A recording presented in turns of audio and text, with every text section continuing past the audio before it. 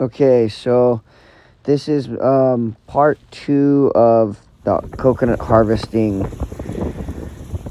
informational series, but here is a very good example of my rig in action. I'm lowering the coconuts with one hand. It is wrapped up around a couple fronds with paper, protecting the rope from cutting into the fronds. I'm doing the same here. And like I said in the other video, my hands are not burning. I'm not smoking my hands. Seldom have I ever had a rack ever be too heavy. Have I ever? Rarely do I miscalculate how heavy the rack is. Like this rack, that thing weighs 80 to 100 plus pounds. It doesn't seem like it, but I mean, we've weighed them before. We've weighed each individual nut, and they're like 4 to 5 pounds, and there's over 20 nuts. So that they get up there and weight. I've had a couple 150 plus pound racks, but those ones you can't even move when they're on the ground with two guys. They're too cumbersome. So you got to use straps and cut them up and stuff. But here, this is when I was early on in the harvesting. And I was trying to perfect my method. You see, I'm pulling that rope tight after I get the strap around there. But on this specific tree, I found it useful to use really long straps, really long slings. And then the long slings, I would be able to get all the way around the diameter of the rack. And then I would wrap them around my hands and I'd pull as hard as I can and get the strap to go in between the coconuts and make its way to the spine of the rack. That's where you want to lower it from. But in that video and in this one too, I am just going over the very top around the five rat tails and 2 coconuts, about some maybe a little less, give or take. I was using different straps. I really experimented. Hell, I used a damn seat belt for a little bit, a seat belt tied into a sling. This tree right here is super loaded. Ready when you are. Super loaded trees. When you get into the real crowded trees, you're gonna want to kind of free up some space. If there's a bunch of chaff or dead shit up there, you're gonna want to get it out of your way. Get the canoes or whatever, seed pods out of your way.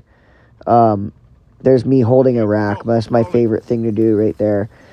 Get a bed of coconuts in the trailer, nice peeler coconuts, thick husk coconuts, and then cut them off and throw them into the trailer just like that. It's the quickest way. Seldom do you have them break,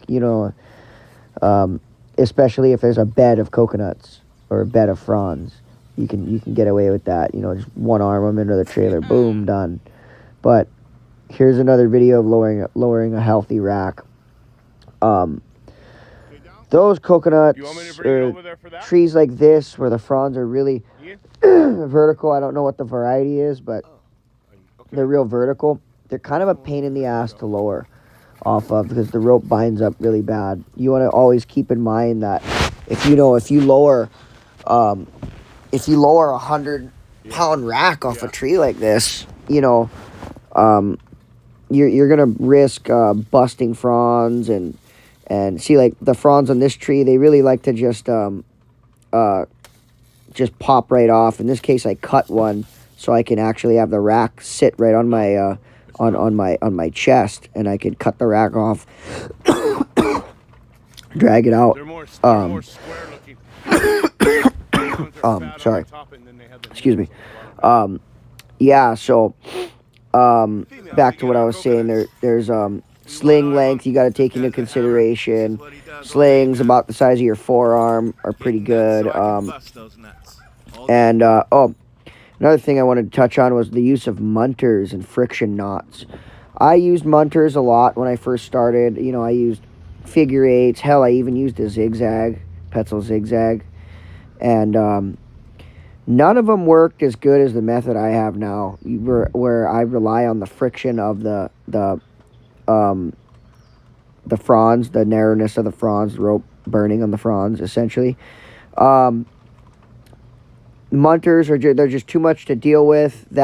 And I found that the absence of munters did not jeopardize my safety. In fact, it just streamlined the process. because I want to be in and out of that tree as fast as I possibly can. There's ants up there. There's centipedes up there. It smells like shit most of the time. I don't want to be up there a second longer than I have to. The main risk, because I've had people tell me, use a munter, use a friction hitch. I've used zigzags, figure eights, carabiners, and the best way that I've found is the way that I use the friction of the tree. I've found that method out through watching a lot of different people do it, and I just combine a bunch of methods, and the heavy hook method, the self disconnect method. I utilize that. I learned that from some people. And I mean, another thing is I wanted to touch on is like the risk associated with lowering coconuts.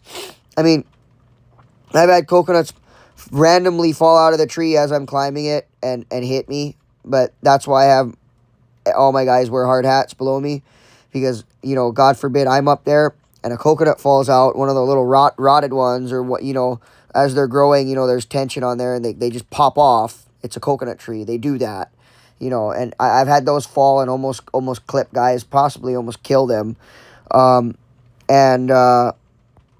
Yeah, I tell people all the time, like, if you send me up a coconut tree and you have a bunch of shit below it, you have a bunch of nice ornamental plants, your $500 orchids, and, my $200, motion sensing light, and, your BMW and your carport and all this shit, tell them, like, you don't understand the nature of the beast. I'm not a wizard. I'm a tree guy. So with that being said, like, coconut trees are going to do what they want to do, and you always got to be careful about those stray coconuts, the ones they fall off when they're competing for space and they're just sitting up there.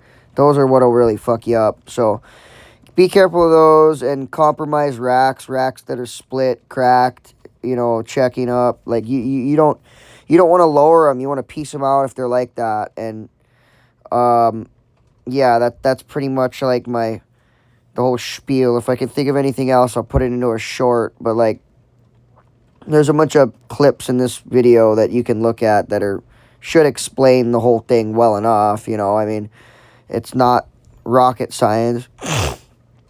All you got to do is just constantly be thinking about, streamline, get in and out, in and out, in and out. You don't want birds and ants and bird shit and ants and centipedes and shit all over you. It's just, you want to get out of there.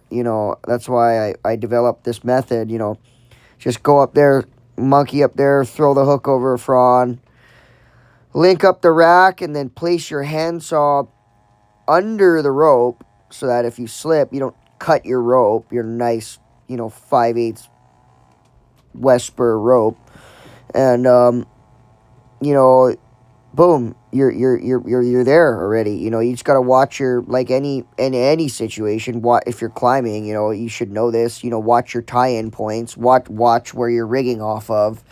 Make sure the frond isn't all rotted out and gonna crack off. Make sure the coconut rack isn't gonna peel the frond out and drag everything down.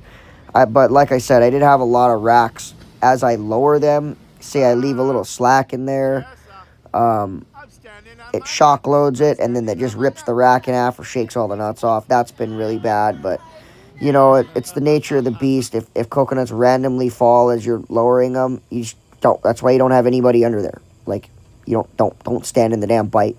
So anyway, yeah, that's the conclusion of this video. If I can think of anything else, I'll put it into a short. So yeah, just enjoy. Disclaimer: none of this shit's it's not instructional. This isn't a fucking instructional video. It's a compilation of shit. So enjoy, everybody.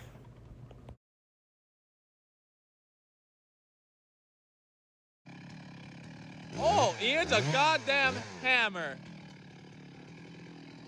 A little bit of a hawk tua.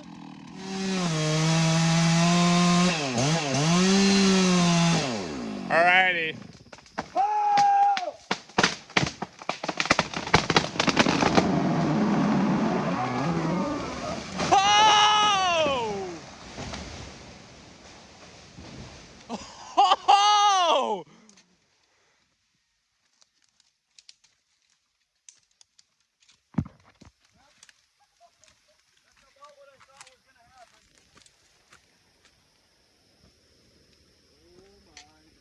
Dude, that was so fucking sick.